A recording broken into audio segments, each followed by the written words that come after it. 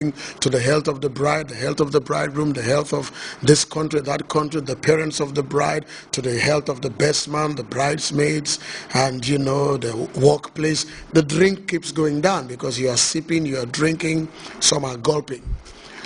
And for some reason the wine finished.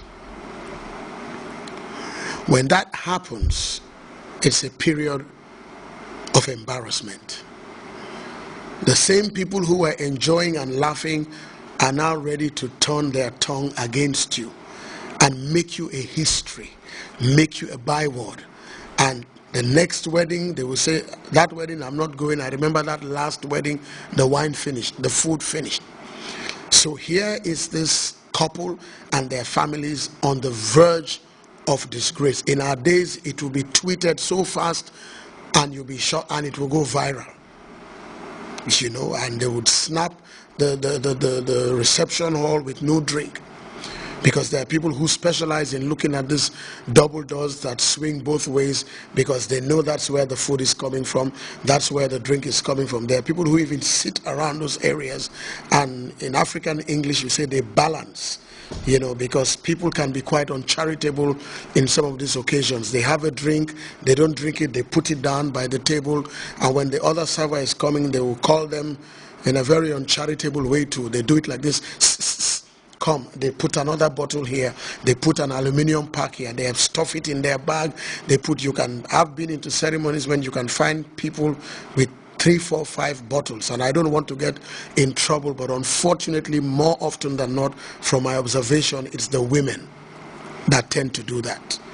You can find all kinds of bottles, soft, hard, local, all kinds waiting.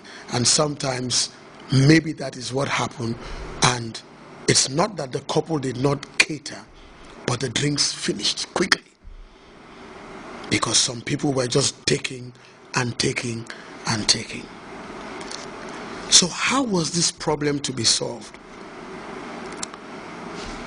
Option 1 was to just close the ceremony, apologize to everybody, and sing the national anthem, and everybody go home, and then you should be ready for the consequences of that, because people will talk about you for the rest of your life.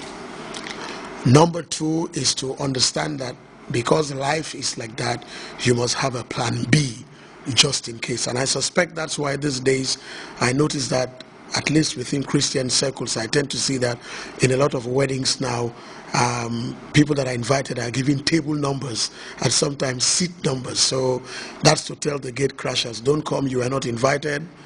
Don't come and be disgraced. So we're catering for 400 people. We expect 400 people. There are 40 tables, and there's going to be 10 people per table. And so if you are sitting at a table and you're not supposed to be there, chances are you're going to be upset. They will tell you to get up. But so if not for that, have a plan B and just let it flow and flow and flow until the people are tired. In this scenario, thank God Jesus was there. Because as we can see, the mother of Jesus literally panicked. Somebody must have whispered to her that we've run short of drink. Table 5 don't have drink. Table 6 people are asking for drink. The high table has no drink, and the planners can say impossible. They call the caterer. The caterer would say, look, you told me to cater for 40 people or for 400 people. I catered for 400 people. 3 drinks per person. There have been 1,200 bottles here. That's like maybe, who knows, 12 crates of 24 or something. They cannot possibly be finished. But while you are doing that argument, you have a problem. And some of the things we need to glean from this is how to solve these problems. Number 1 in this scenario is that when you have a problem, commentary on the problem will never solve the problem. You don't comment on it. And the best example I can give is the beginning of the creation of the world in Genesis chapter 1, verse 1 and 2 and 3. The Bible says there was darkness over the earth, there was waters over the deep, the place was chaotic, it was empty, it was void. But the next thing we see is God said, let there be light. God didn't say, what am I going to do? Why is this place so dark? It's so difficult. I can't handle it. I give up. I need help. Because when you comment on a problem, sometimes you make it bigger than it is and you lack the resolve to solve it. But if you look at it and think within or externally on how you can solve it, even if you do not solve it 100%, half of a problem that is solved is good than no problem solved. An analysis of a problem makes you think that it is possible rather than panicking. And so Mary must have been told the wine is finished, and she said, okay, let me talk to my son. He's Jesus, he's a miracle worker. And Mary came to Jesus and said, son, the wine is finished. And she expected an instant reaction and a response. She did get a reaction and a response, but the response was, my time has not yet come. I'm going to stop here in this part one, because that is a very important phrase, because it's almost like people who we know as healing evangelists. You say they pray for the sick, and then people ask, so but why are other people sick? Because if it was a gift that they had that they can do 24/7, there will be no sick person in any hospital anywhere in the world.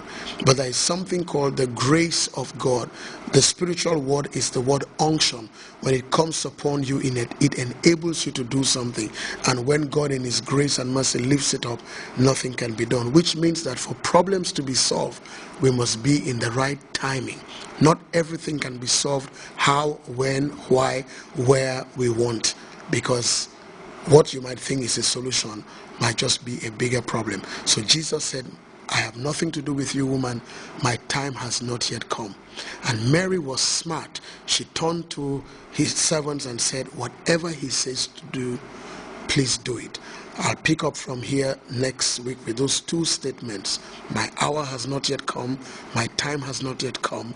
And Mary's statement, whatever he says to you, do it. Those two would help us get into the joy of not being embarrassed in life. Until I come your way next week, this is Pastor Forbes saying, have a good evening. God bless us all. Good night.